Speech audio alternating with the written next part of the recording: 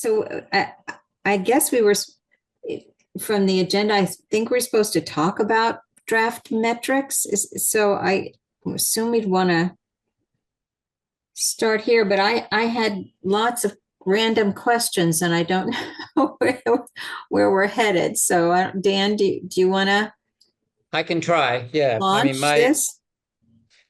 I can try to do that and let Peter take back over when he gets here. But I think um at least when he and I first talked about this, the idea was this is before we had the benefit of seeing what where agency landed. But the idea of starting to think about, well, how would we, what are the criteria by which there is? Oh, great. Sorry, guys. I got knocked off somehow or other.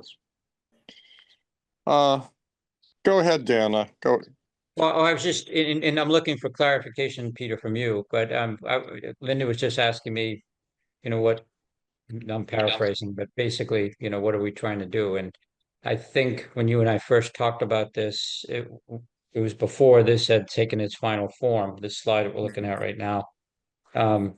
And my thought was we should, the land use subcommittee should probably begin to propose some criteria by which we would want to evaluate the scenarios. And I'm sure there's certainly some overlap with some of the things that, these 5 items that they picked. But I could also imagine it going further. And so that's what I was hoping to hear. And the idea would be that these wouldn't necessarily be final, but they would be things that we would propose to the full AB and the other subcommittees for consideration and hopefully finalization. Sure. I'm up for that. There are just a couple of things I wanted to go through with the existing metrics that they just don't particularly read well, and they're a little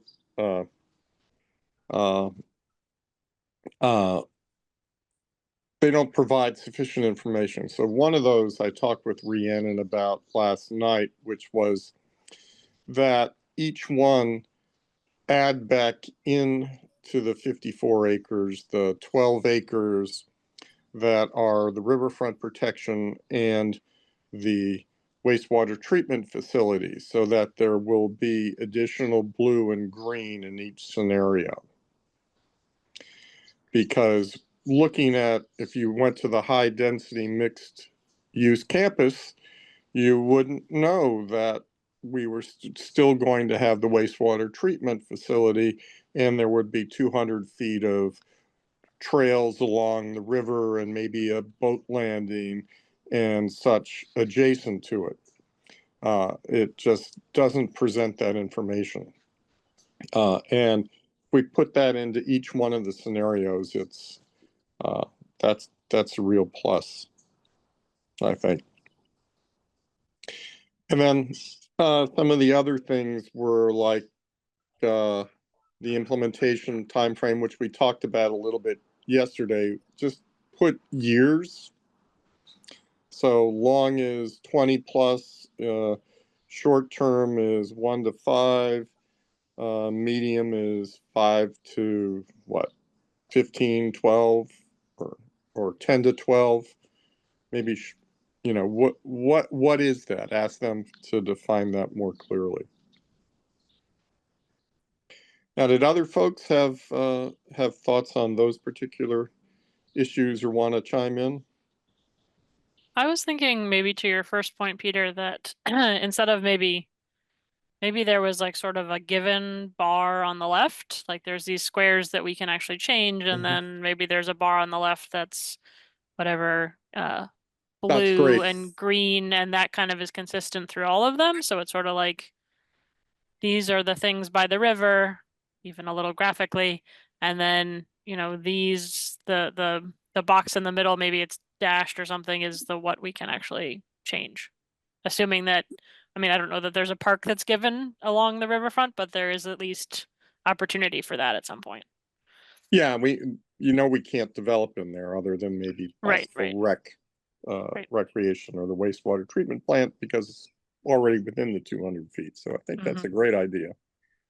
One thing I thought was missing, and it was hard to tell by the slides, was service parking. Are we talking under building parking or service parking, and amount of parking lots, you know, like amount of asphalt, you know, that didn't really come into play. Yeah, They may not be at that point yet. yeah, I Well, I mean, probably aren't. some things drive parking and some things don't, you know, so it just. Yeah, I think parking, we might want to try and address it by just stating that parking, the more parking, the less project. And, you know, start to put in people's minds the fact that proximity to the bike lane and the commuter rail is a grounds for having maybe reduced parking requirements. I think building on your point, Peter, I think parking is oftentimes driven by program mix, right? And so some things can get away with or lean on public transportation, bike paths, that kind of stuff. Others, retail tends to need, you know, retail folks, as I at least historically, Yeah, they want people to be able to drive right up. And that's, you know, if they can't get that, they're less inclined towards it. But I think Scott's question is a good one. I mean, and it's part of what we have to sort of I mean, figure out. part One of of the the 54 acres, and if you're doing a lot of retail, you're gonna add a lot of parking. And there's gotta be showing a bigger box for parking versus, I don't know if that's, maybe it's too early. And I'm just getting way ahead of myself, but I just thought, I think the public's gonna wanna know, what is it gonna look like from a parking standpoint? So no, go ahead. well, this might just be a limitation of my brain. But I'm trying to, I understand the rationale for sort of reacting to these slides. We're always kind of trying to work towards a presentation that we can share with other people. So I get that, and time is not our friend. That said, I almost feel like maybe this is a moment for us to step back. And, you know, what I did in preparing for this call is I started to write down just very quickly things that um, um, selection criteria, big categories that I don't have a position on any of them, but I just thought it would be interesting to hear among this group what if they think I've captured the critical ones, and maybe if we have time, we can start to delve into them a little bit or refine them or maybe even take a position. But would it be helpful to, when would people be willing just to step back for a minute and let me share these? Please, Okay, I should have, if I speaking as could have. one person, how about the rest of you guys? Yes, All Okay. right. All right. In no particular order. And I mean that sincerely. I just, how my brain works. I just started dumping them. Financial feasibility, fiscal impacts, and I am separating those two for maybe obvious reasons. Aligns with what we heard from the community outreach process. And I know we're just in the infancy of that, but the objectives that sort of rise to the top. Sustainability. This should be even further down the list, but it is where it is. DCAM/state's objectives. You know, I think that's a negotiation, so I don't want to get too hung up on it, but takes a long view, you know, 100 years. Program mix, municipal benefits. You guys were, Aaron was alluding to that, the stretch along the river. And then timeline.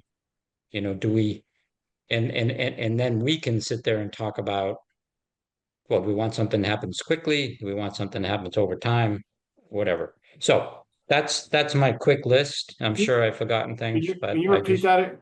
Can you repeat those again? Sorry. yep. Financial feasibility,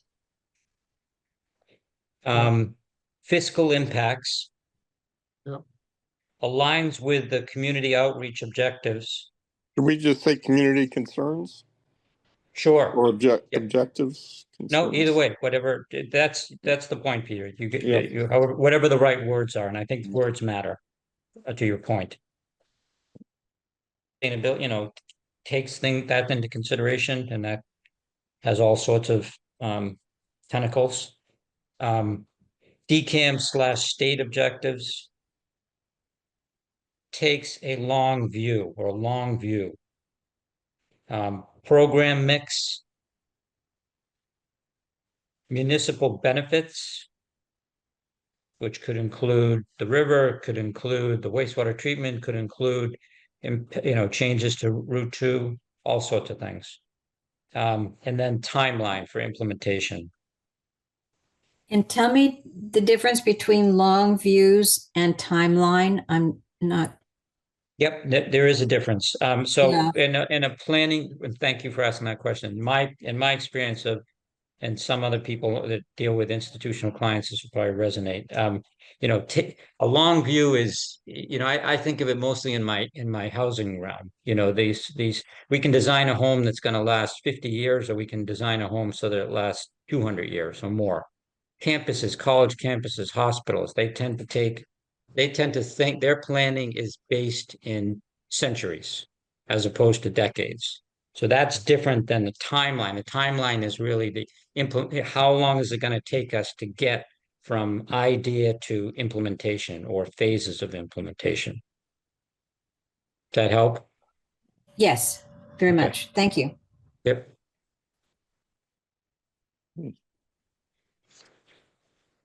So are there, first of all, well, I don't know how to tackle this. Do people think there's value in trying to come up with categories like this?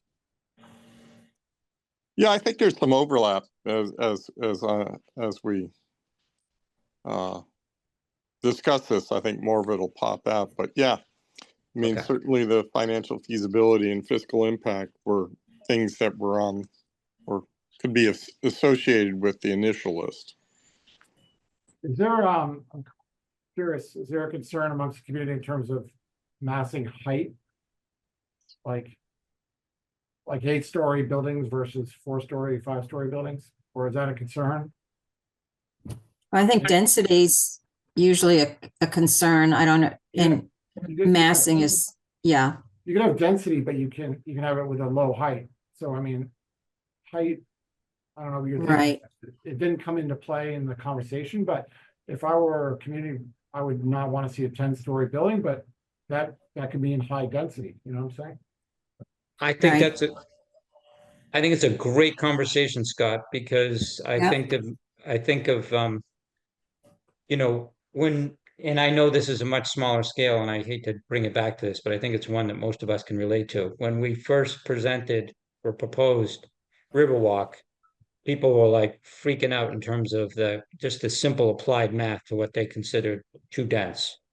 And so the lesson that I took away from that is, if you can get people on board with a vision for a place, then density becomes a secondary consideration. So I think there's like good density and not so good density. I agree, but if we're handing over a zoning plan to DCAM, we say nothing about height, or, you know what I'm saying? So I want to make sure that Right. zoning plan that goes to them is very strict and aligns with our community needs and our advisory board goals.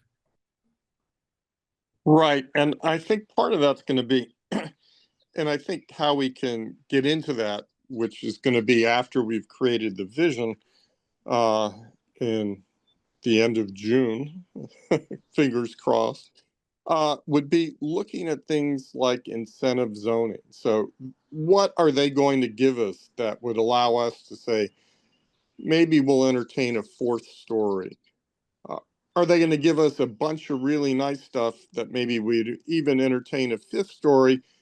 Things like you can't see it from current West Concord, you can't see it from the river when you're in a canoe in it. But if you're up on the 5th story, you can probably, see the river from there. And, if the developer wants Riverview apartments, then, they might want to play along with, but it's what but that's an incentive zoning, and that's something we can sort of play with once we've sort of come up. So we might want to identify that, density and massing are important criteria. And we would be willing to, that need to be explored further in the zoning piece and maybe used to incentivize getting other results that we want.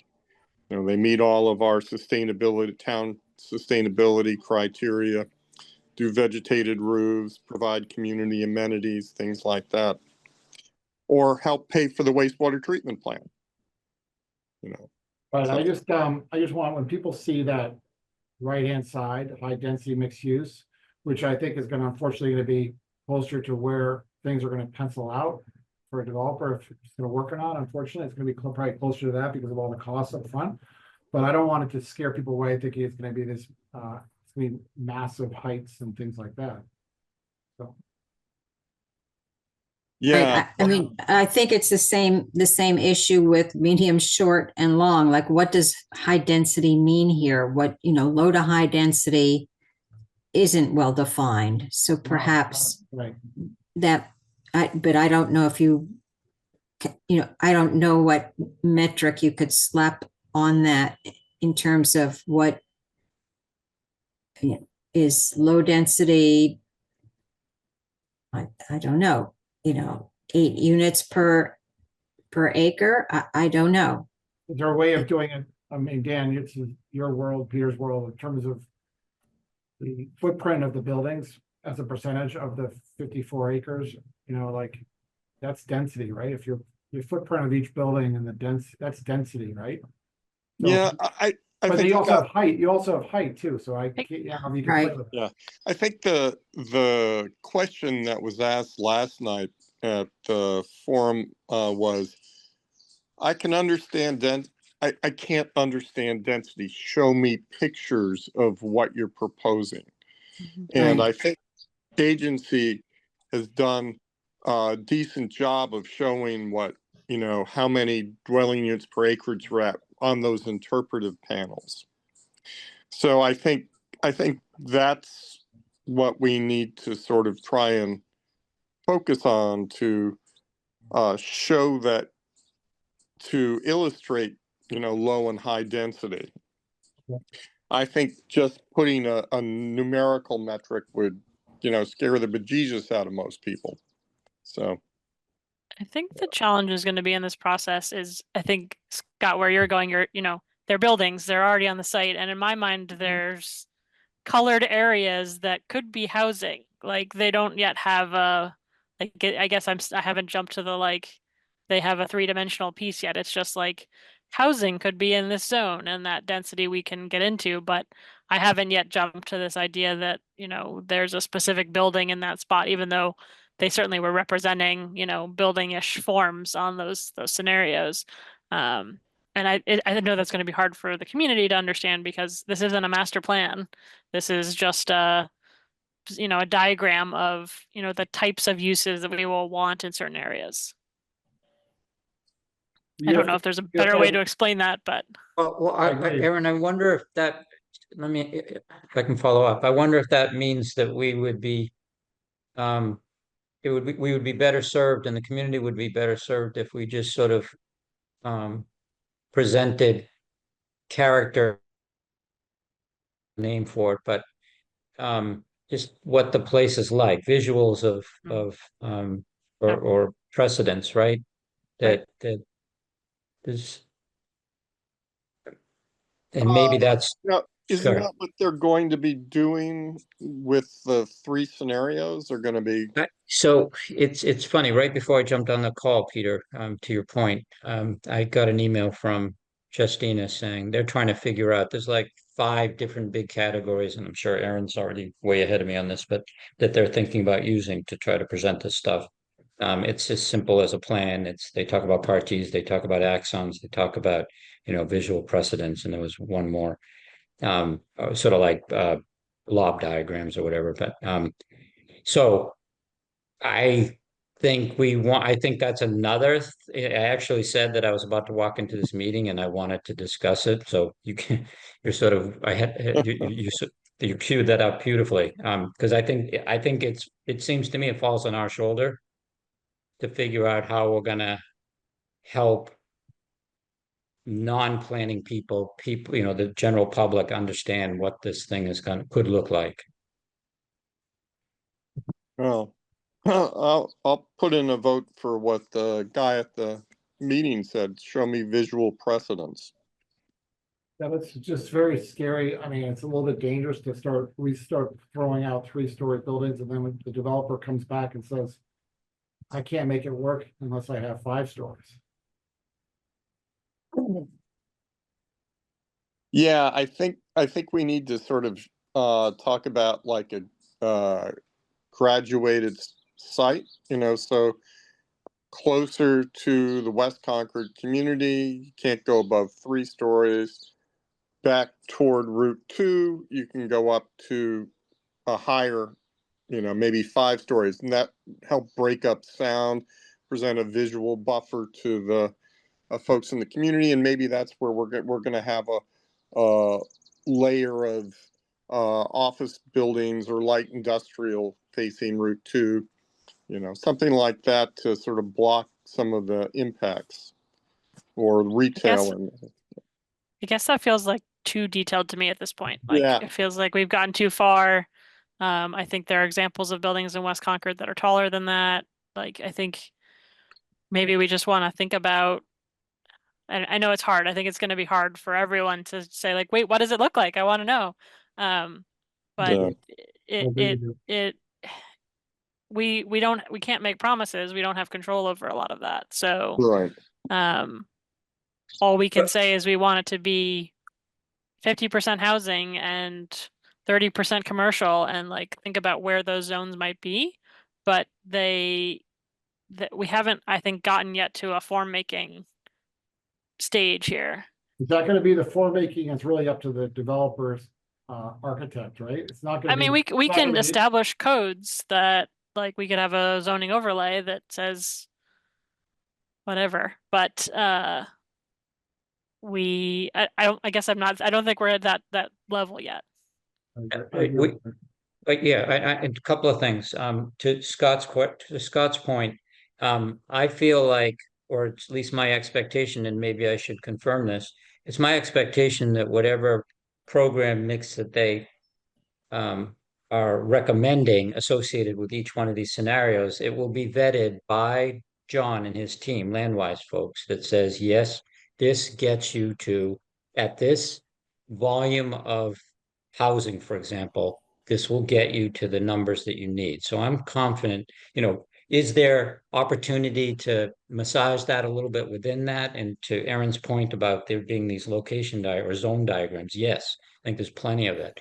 I think what I'm personally concerned about is that in court, we're going to have to be really smart with our land use regulations and zoning that says, and this is just an example, I'm not saying this is what it will be, but when you start to impose things like this is going to be a porch front community, for example, that starts to help shape, in my opinion, shape the building forms and its relationship to the street.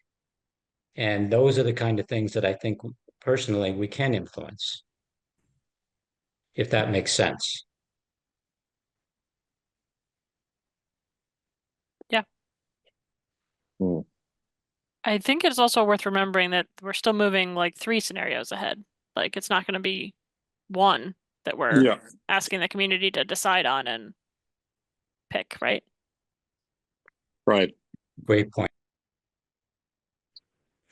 I think we have to stay basic. I think if we start showing building types or examples of other buildings, people are going to get caught up on those things and grab those and take them to the bank.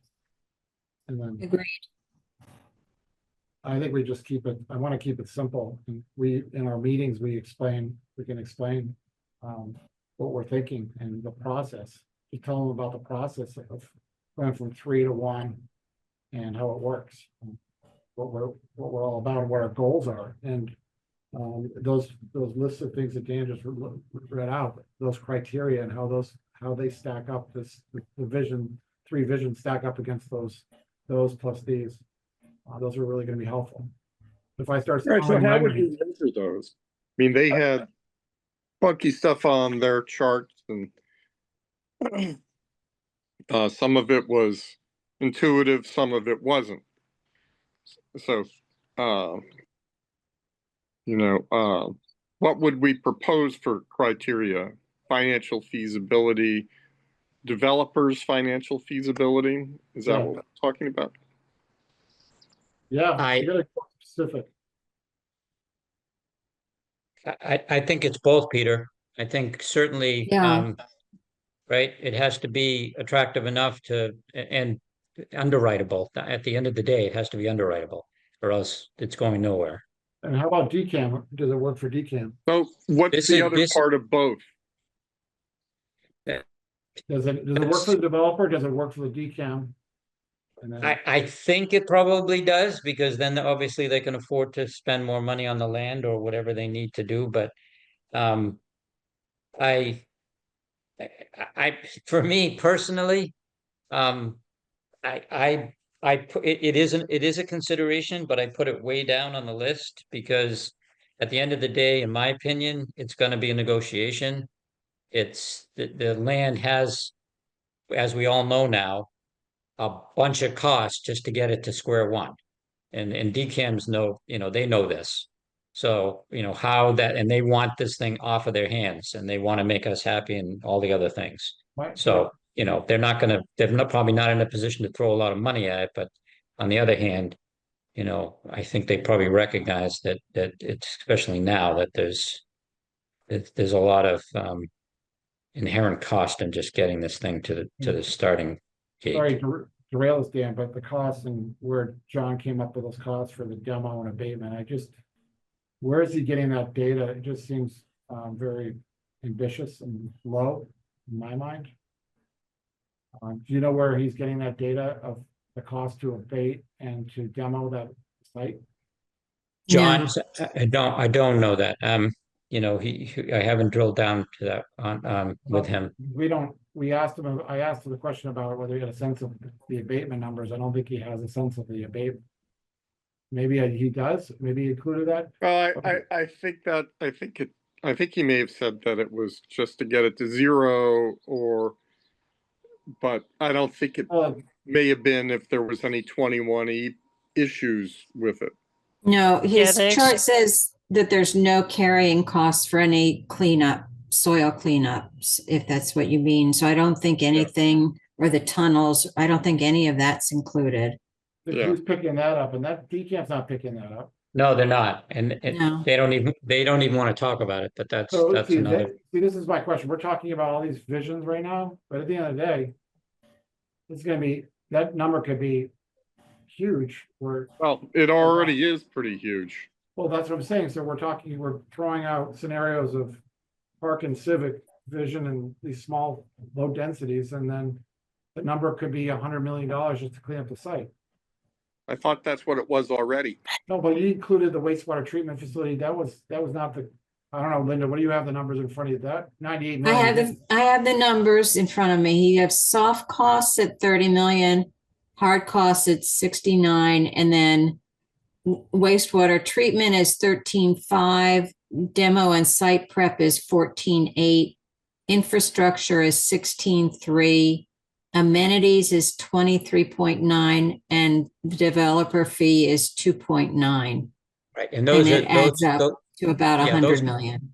Yeah, those costs are embedded in the 69 that you referred to, if I'm not mistaken, right? The hard cost. So the cost. Yes. The cost to clean the site, for a developer to come in and have a flat, clean site, what does he have in there for a number? Well, if that's demolition and site prep, that's 14.8 million. Way low. Yeah. That's what I mean. So I'm concerned about this, Scott. It's a great point. It's an important conversation. I'm a little concerned today about trying to untangle that. I'm just saying we're we're talking about all these different scenarios, but it's gonna be. Absolutely. It's gonna be back to the That's It's a- numbers. going to be based on pretty much all of them. Right. It's a legitimate concern, and at some point we're gonna have to deal with that, but I'm just, for today's purposes, Yeah. you know, and maybe that's your point. Maybe, you know, this is a sort of financially feasible. Yeah, I mean, Yeah, if it becomes, I was just gonna add, Dan, if it becomes completely cost prohibitive, we're gonna have to go to the state and say, look, we can't do anything unless we get some help, so. Right.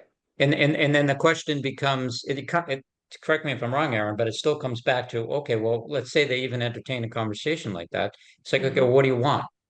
You know, what do you, town of Concord, want? And they're going to So- tell us what they want, which is Yeah, they housing. want housing, right? Yep. And we want housing too. Let's not be shy about it. We heard a great discussion last night with the Housing Roundtable about the importance of having additional attainable housing for a broad variety of income ranges, but it doesn't all have to be at the MCI site. It can be spread all over the town. You know, the hard part about this, that point noted, Peter, the hard part about this is, we're in the midst of a planning process, and we are, right, and there's a lot of smart people in this committee, and I'm super psyched about that. And so it's hard for us to stay in that sort of fluid planning mode and not begin to layer on some of these practical realities. And I think if we trust and respect the process that agency is trying to play out, then our specific task in this moment is to say, here's what we think how these different scenarios ought to be evaluated. Does that make any sense? Yeah, I think that's right. Like, there's gonna be tons of details. We probably can't get too caught up in them. And we just have to kind of move forward with what we know. Yeah. Acknowledging that it's an unsettling feeling, and Yeah, totally. I just don't like, I'm in total agreement, Dan. I just don't like going to the community and having all this work with the community, showing them all these different scenarios, and then all of a sudden we find out that the numbers were way off. And we're only looking at the far right scenarios. And then when we come back, we would look like egg on our face and like, why were you giving us those options? Well, Sure. I guess Well, my question would be like, maybe we're showing them in these diagrams that they don't work. I think maybe that was sort of the point. Like, you know, these ones that have $1 sign and don't really have any improvement for the town and probably aren't very attractive for a developer, you know, aren't gonna, like, kind of don't happen, right? Like, without some significant Right. grant or subsidy or something like that. But All right. but maybe that could be more explicit. I think, to your point, like, it's not like you can choose any of these options and they'll all work, right? Right. Yeah. That's my point. Linda? Sorry. No, I mean, I agree. I think this, and the way they came up with this schematic was to get us to the three scenarios that people had in the visioning: the mixed use neighborhood, which is focused more, on housing, that they call it civic and institutional, but it's really a municipal campus. And then more business oriented, they call it commerce. So really they're saying, these are the three sort of opportunities, but we got there because we had to eliminate, some of the things of like, let's just leave it alone and have it, for trails and open space. We can't afford to do that, or, unless you really want to, bear the cost of what would be another high school, but maybe that's what people want. I mean, if people want to spend $9 million to dredge part of a pond, maybe they're willing to take 54 acres in open space. You have to think about that. But I mean, that I think those, like you said, those initial options are probably where the community is coming from. And in this schematic is to move them to understand that developers aren't going to be attracted to that, and they're going to have to shoulder, which I think is the term they use that nobody liked. They're going to have, the taxpayer is going to have to shoulder that burden. It's a choice, but if you want to move to a more fiscally responsible approach, I think they've given us three options to consider in terms of what might be suitable for the community. So I think the institutional one is a little broader. Listening to Janice, she talked about maybe, partnering with the university or something like that as a potential partner in that. I thought that was the one all the way on the right, the high density mixed use campus. I thought it might also have been under institutional. I think it just depends on how you define institutional. mm-hmm. Yeah. So Maybe we need some clarification on that. Yeah. Can I just comment on Linda's comment? I want to sort of restate it and make sure that I'm understanding. I think what you said, or at least what I heard, is that we're giving the town, we're trying to capture in these three scenarios, these three different universes, if you will, and I know there's some overlap between them, for the purpose of engendering a conversation and help them understanding that in this process, it's going to be a series of compromises. And we have to have that conversation. And, we can probably go back and forth a little bit more on whether or not which one is exactly the right one to do. And hopefully that's going to get refined over the next two to 4 weeks. But that's what we need. And is that what you're kind of implying from your comments, Linda? Well, I think this was the visioning process, and I think we're really trying to get down to the what is feasible within those visions,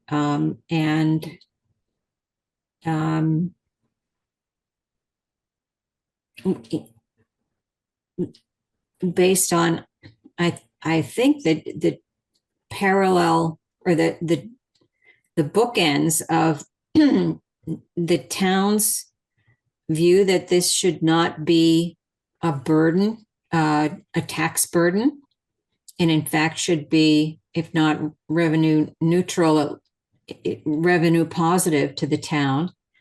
And then the state's requirements that there be some affordable housing, or no, not even affordable housing, that there be housing created. So it looks to me like the scenarios that they've designed have been reasonable, and quite different in terms of people's reactions to them. But I'm not sure that all of these, I know people like the box and like the idea of sort of constructing their own development, but it's almost like you get with the presentation, you get a little bit down in the weeds with all the dollar signs and ways of trying to look at the trade-offs here. And you're right, it's all pretty much numbers. And then the community facilities are just, I would agree that the metrics they're using aren't really the metrics that people in the town are using. But then when I get to the possibilities that they've drawn, it comes more alive to me. But this sort of cut and paste, I'm not sure if it's just not more confusing. And I just, I think things like talking about developer attractiveness is just not people. You don't design your house because it's going to be attractive to the developer. It just seems backwards to me. Yeah. ROI was a really good way to capture that, I think. Yeah. Yeah, and this may be this chart. I'm not sure that they were really thinking that we would be presenting it to a broader audience also at some point, Okay. right? But your I don't point is know. well taken. And I don't know that either for sure, Linda. I think probably if the concern wasn't raised, they may just do it. But I think your point is very well taken. That's why I think that's what prompted me to take another look at and propose these other categories, because Mhm. based on what I've heard, a lot of anecdotal conversations, knowing the sensibility of the people that are engaged. These are there may be some other things that people want to talk about. So And then Dan, you're thinking about taking your list of what, 8 or 9 items and replacing them with these 5? yeah, well, I think I would. The short answer is possibly, and the longer answer is I would want to. It's subject to everybody in this group agreeing that we will share it with the broader group. I would want to run it by Rhiannon and her team and see, have this conversation. And because absent that conversation, my guess is this information that we're looking at right now could show up on the 30th or the 28th. And so, Mhm. and I think I think to everyone's point, I think that will just spin us in a direction, understandably, that we don't, I think it's just going to unnerve people. I'm in favor of incorporating your items and replacing them with these. How do other folks feel? And am I missing anything? Or do you want some time to think about it and get back to me? I have a meeting scheduled with agency on Friday morning. So Was that the chairs meeting? Yes, yeah. And Make sure you Peter, send me a link this time. did I not? I was gone last time. I was gone Okay, out of I state. will do that. Dan, I'm when gonna- your first item is financial feasibility, that's really the feasibility of a developer to actually make this happen. Yeah, and that's key. Okay. That's key, okay? So then your fiscal impacts, is that fiscal impacts on the town? Yeah, that fiscal impact on the town. That's Yes. exactly what it is. And Scott, just this is it is the developer, but quite candidly, it's the underwriters too, right? It's the Yeah. investors, it's the bank, and I'm not going to sit here and pretend that I know who's going to be on, who isn't. But the point is, developer's not going anywhere if he can't get the thing financed. How He do or you- she. How do you grade aligns with community concerns? There's so many community concerns. It's very nebulous. Yeah, and some of those could be some overlap. I don't know. I just and maybe at some point we're gonna have to say something is silly. I hope I'm not frozen, but something is arbitrary as if it doesn't receive 15, I'm just making this up. It doesn't receive 15% or 20% of the public's, doesn't rise to that level, then maybe it has to fall off because it is going to be a series of compromises. Right, so And maybe we need to sustainability talk would to be one John of the about concerns, right? So Sorry. when you go back to fiscal impacts, there's a potential for increased taxes, which is revenues to the town. There's also costs. New fire stations, new police stations, new roads, whatever, new Mhm. service. So how do you break out the fiscal impacts between revenues, costs? It's just like when we do Mill Run, we have to do a fiscal impact statement. You only have It says you only have white item, you only have fiscal impacts, and you're gonna put a grade to that. No, so fiscal impact is actually it's a technical study where you actually look at you know, so many dwelling units with so many bedrooms generate so many kids that, and of those, one goes to public schools and a half a kid goes to private schools. They have formulas based on regions. I of the understand, but country. where's the revenues? Wouldn't it be nice to separate the school costs and the police costs and all the service Yeah, costs? yeah, and all you the you can tax do that, costs? given It- the it- way it's set up. It's just, I don't know whether or not John's going to do that for us, but I would like that. Yeah, yeah, and I think, Scott, at this level, if I understand your question correctly, I just want to have the high level categories, and then I think we will need to Oh, have I a think people are gonna wanna, a community's gonna wanna say, what are the tax benefits? And you're gonna, if Yep. you have a category called fiscal impacts, that's gonna be it's weighed down by the other side. So I'd like to Yep. separate it out. Maybe I misunderstood. Isn't the annual fiscal impact like revenue for the town in this chart? I think the way they did it, Aaron, you're correct, because that's Okay. why they had the negative dollar signs. So like the ones with more housing or more commercial are producing more tax and therefore Yeah, The they're net, the yeah. net, But right. I agree with Scott, like they are also costing Well, something. Well, that was what Mhm. Patrick wanted. He wanted that town annual fiscal Right. impact, he wanted that separated into revenues and costs. Yeah, and we've Okay. been trying to have a Alright. meeting with the school committee, but it hasn't happened yet. that's supposed to happen tonight. No, that's Okay. that's the PTG. Oh, yeah. I Yeah. just added that. Thank you. Is there like an overall like roll up here that's like achievability? Like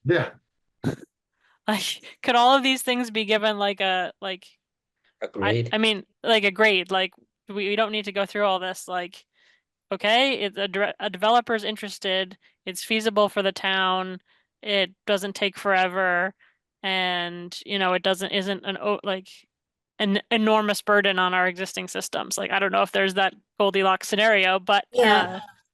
Well, they sort of had this on another chart. So I don't know if Well, before you go there, Linda, can okay, it just, sorry. just, no, it's okay. Aaron, I'm just curious if if we agree on what the criteria are, and let's say there's 6 or 8 of them, whatever the magic number is, and they all have some sort of means of scoring them, and that comes down to a bottom line item or a total of those, and that becomes the achievability, is that, could you maybe. I mean, imagine what? if it could be summed up like that, I think that would be great. Like, Yeah, I mean, Because aren't we gonna, at the end of the day, we're gonna have to look at all those things and say, as much as the town, for example, and I think that, again, that's another good conversation. There's 1, 2, 3 scenarios. One of them, out of the park, definitely can make this thing happen, but there's less good stuff for the town. The other end, balance of some good stuff for the town, not quite out of the park, home run thing. Right. And, Maybe we what come do we want together. to? Maybe we grade as a consensus as a group, as an advisory board, that bottom line, we all come together and grade it on what we think. So we have we're all together on it. Yeah, I mean, what we did as a group as it relate, and maybe, maybe I'm underestimating the complexity of this, but the ability for us as a group to say, yeah, we want to work with the agency, it was a similar process. I mean, obviously different issue, but Yep.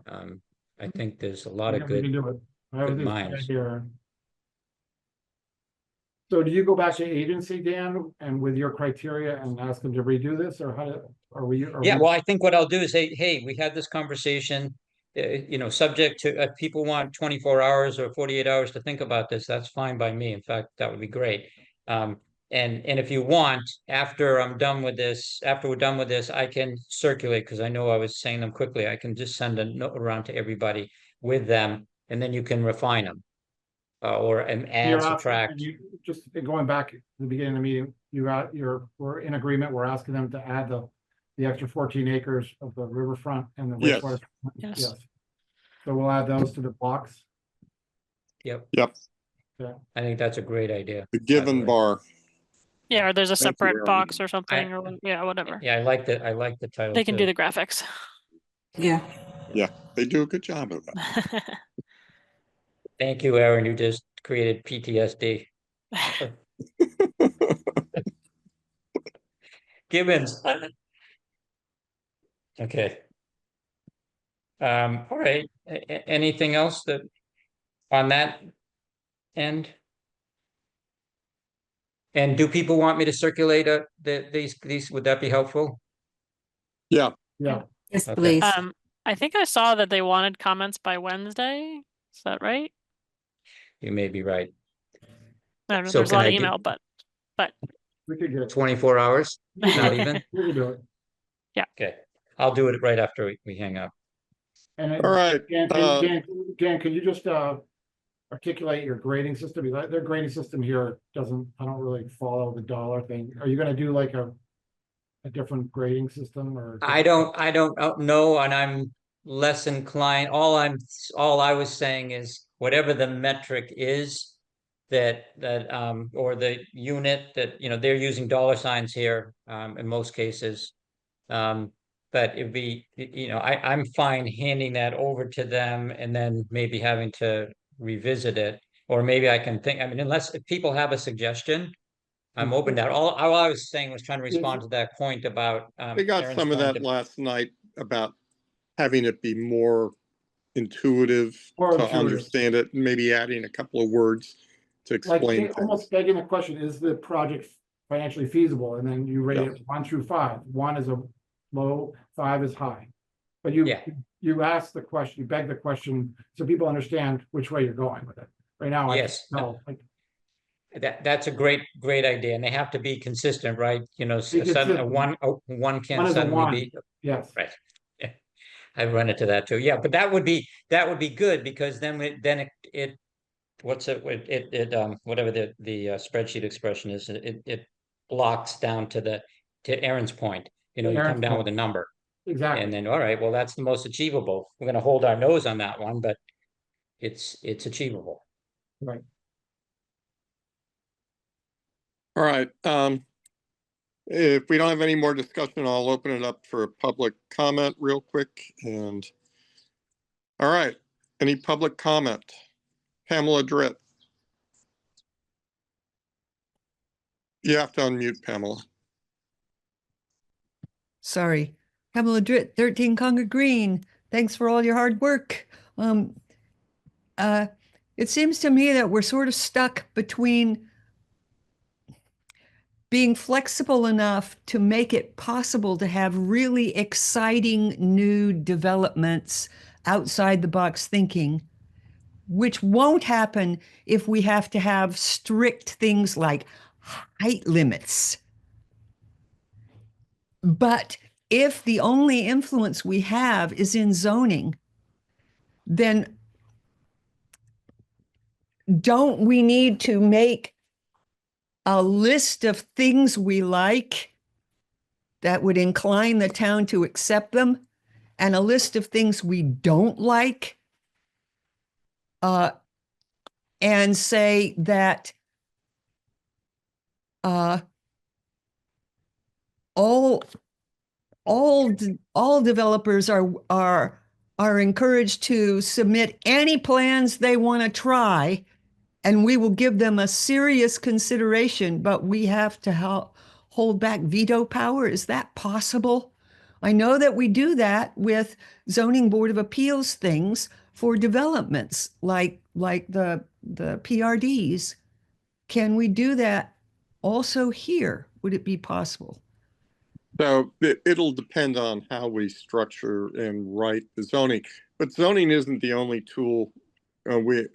There are other land use agreements. We could do a development agreement with the developer, and having DCAM as a part of our team can, be very persuasive in terms of getting them to agree to that. But so we're going to look at an array of tools to try and address some of that. But I think that's sort of the next stage once we come up with some ideas of what possibilities there are for the site. Then we can use incentives and prohibitions, and we'd really like to see this and we don't want to see that to help develop the zoning. Is is it possible to have a route for things that we haven't thought of, like if we put, for example, a height limit instead of the flexibility to have a really neat design that has a huge building, but it's so well integrated that it is a real benefit because it increases the amount of, say, park space.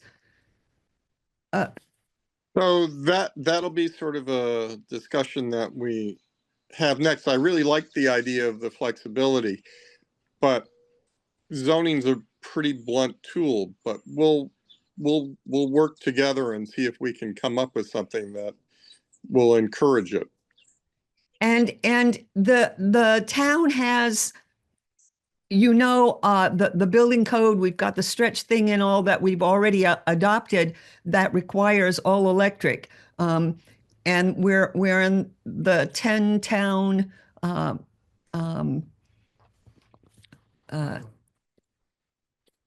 even further.